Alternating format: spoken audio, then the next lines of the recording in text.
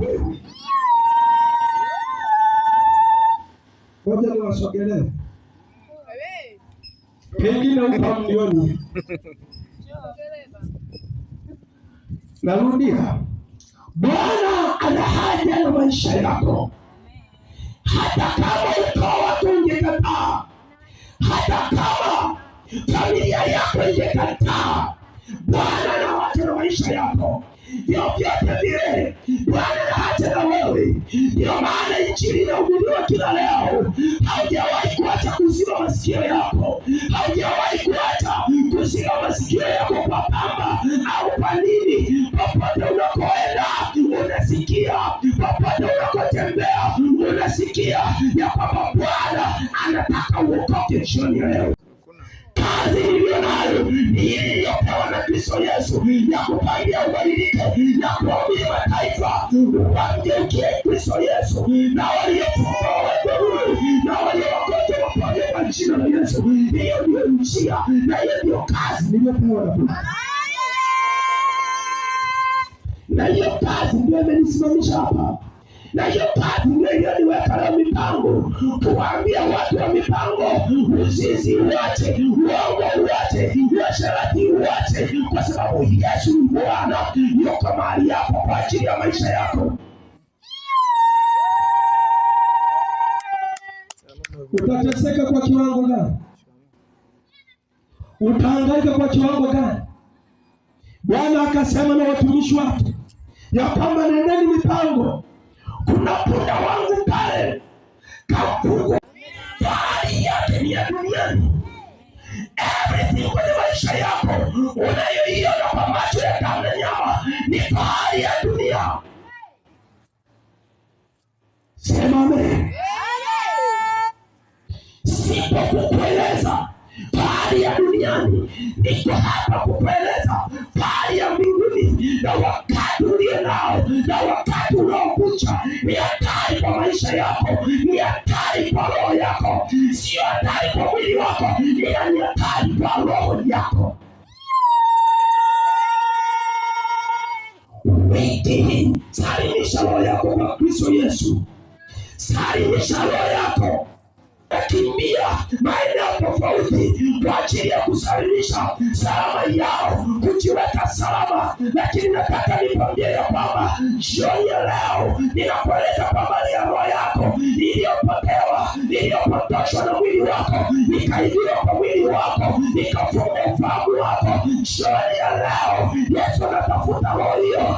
Yesu anatafuta moyo huo uliogeukia dunia ukaacha kumkumbuka Mungu. Jioni ya leo kumbuka ya kwamba Yesu yupo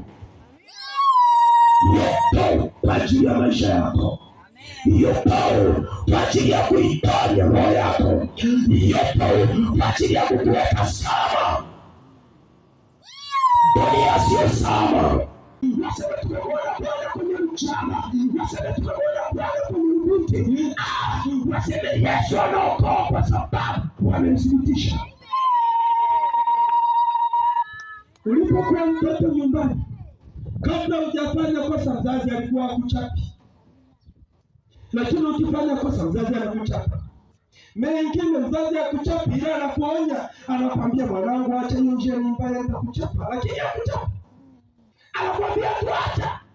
Ukisikia sauti unageuka unasema wamenikataza.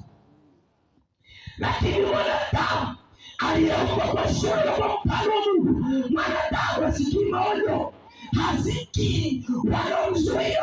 Hata hilo ni baya, hata uongo, hata mwanadamu hasikii, hata wizi, hata ulevi, hata ukahaba, hata uasherati, mwanadamu hasikii. Unasubiri siku ukichapwa na Mungu ndio unaanza kulia.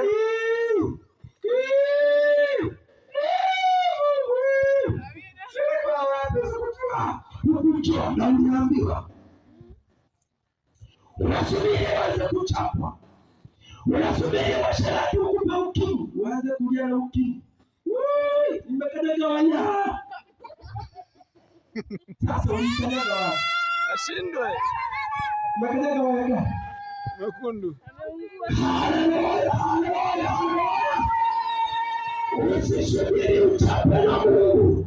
Tunafunga kutoka kwenye umaskini uliokushikilia, kwa sababu Yesu ni salama, kwa sababu Yesu ni salama.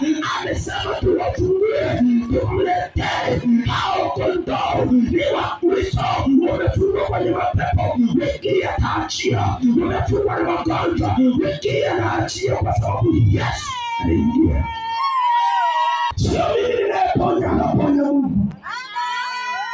Na kama nikufungua, mimi nipo, nikiekesha tu ninafanya hivi, lakini anayefungua yupo, anakuweka salama. Wiki hii ni wiki ya kuwa salama, salama kwa Yesu. Sema amen, sema amina. Salama ni Yesu. Nateseka, naangaika, yako ni kwa Yesu. Rufaa yako ya kweli iko kwa Yesu. Madaktari wana juu yao.